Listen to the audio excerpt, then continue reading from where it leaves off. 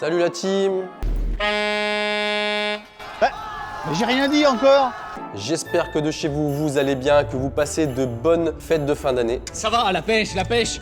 Qu'est-ce qu'il y a de prévu pour aujourd'hui? Aujourd'hui, petite vidéo sur le tir sportif. On va clôturer l'année en beauté.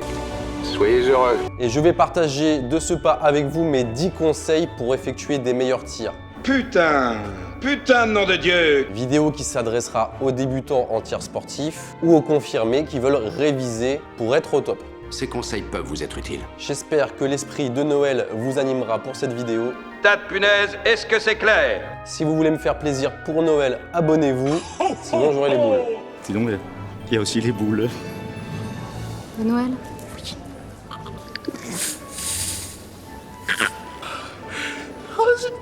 C'est rigolo. Bon, ça suffit. Allez, fini le blabla, on part sur les 10 conseils pour faire de vous des meilleurs tireurs, c'est parti.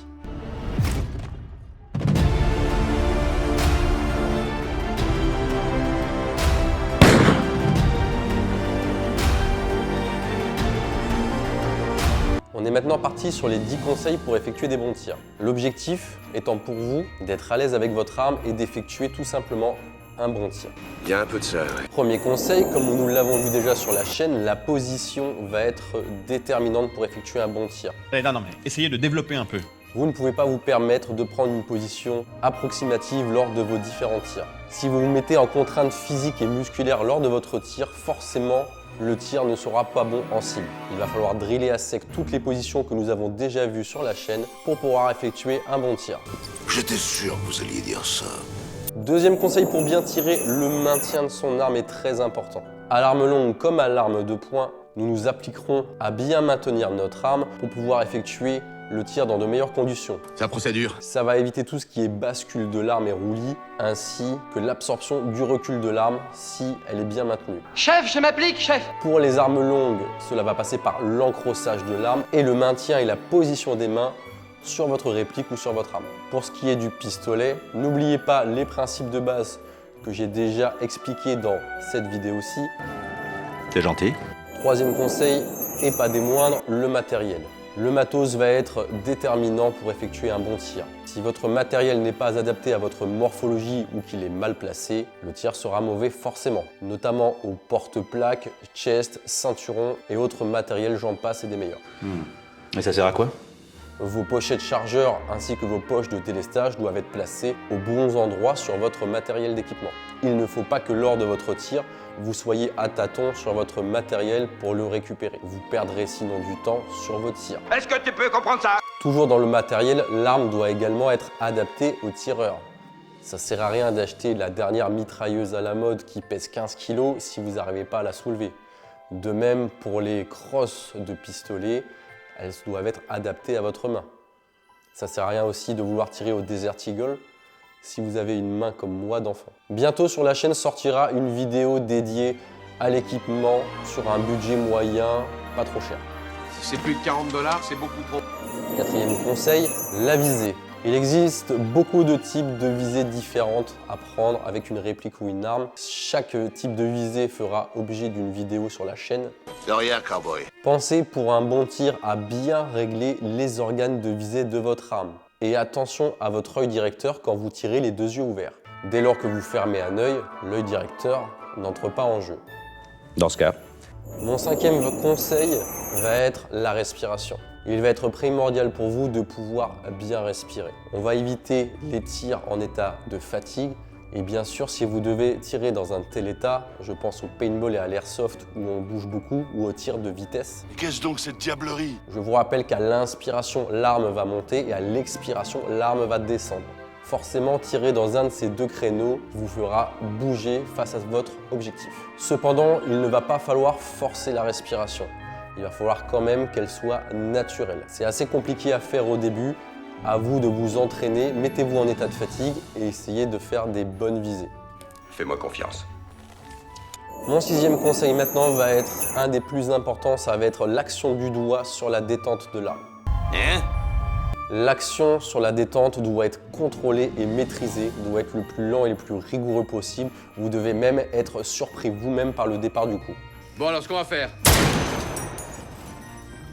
Il va falloir pour vous de presser la détente avec le dernier segment du doigt de la façon la plus lente et la plus rectiligne possible pour que votre arme n'ait pas trop de roulis.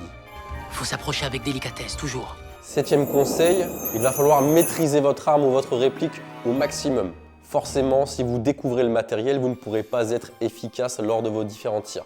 Pour cela, il va falloir driller à sec à la maison. Si vous avez la réplique exacte de votre arme, c'est le top pour travailler. Moi-même, comme vous pouvez le voir dans mon décor ou à mon ceinturon, j'ai 2 répliques pour travailler exactement les 2 armes que j'ai dans l'armurerie. Ça, c'est mon fusil! 8e conseil est souvent oublié. On va partir sur la partie physique de l'individu. Forcément, qui dit tir sportif peut dire tir de vitesse en déplacement, position statique à maintenir et position inconfortable de tir sur certaines positions. De ce fait, si votre arme, en plus de cela, est lourde et que vous n'avez pas la capacité physique nécessaire, vous n'allez pas pouvoir porter votre arme, vous allez la subir. Je n'y suis pour rien. Et peu importe la position que vous prendrez, cela sera inconfortable pour vous à tout niveau. Alors là, vous serez dans un monde merdique. Plus l'arme est lourde, plus il faut être résistant physiquement et souple pour pouvoir adapter des positions sans vous contraindre trop physiquement. Bien sûr, à l'arme de poing, cet effet est réduit du fait du faible poids et du faible encombrement de la réplique ou de l'arme. En voilà une surprise. Mon 9e conseil, le plus important, il va falloir pour vous, suspense, regardez mes vidéos. Elle est pas mal celle-là. J'aime bien. Je m'efforce de faire du contenu pour les débutants ou pour les confirmés. À vous d'aller chercher les informations dans mes vidéos pour pouvoir les travailler à la maison ou au stand de tir. Si vous survivez à mon instruction, vous deviendrez une arme.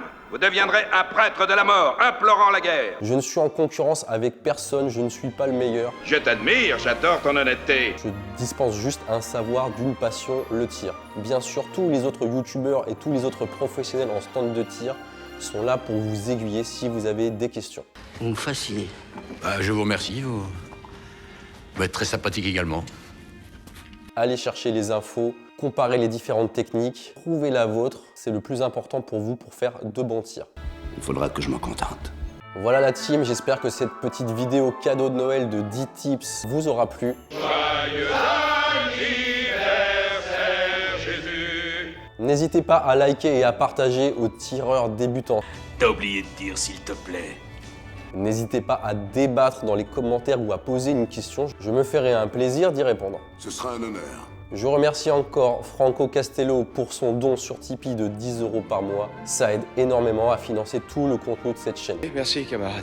La plupart des gens qui regardent le contenu ne sont pas abonnés, c'est inadmissible. Si vous continuez sur cette voie-là, je me serai dans l'obligation de monter un groupe de combat et de venir cliquer de force sur vos ordinateurs chez vous. Certains d'entre vous n'en reviendront pas.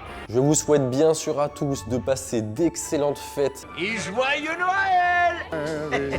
Prenez soin de vous, prenez soin de vos proches, de vos amis et de vos familles. Et vous allez peut-être vous dire que j'ai oublié le dernier conseil, Mille excuses. Mais ne vous inquiétez pas, je saurai me faire pardonner. le 10e, le plus important. Entraînez-vous. Allez, salut. Au revoir les enfants.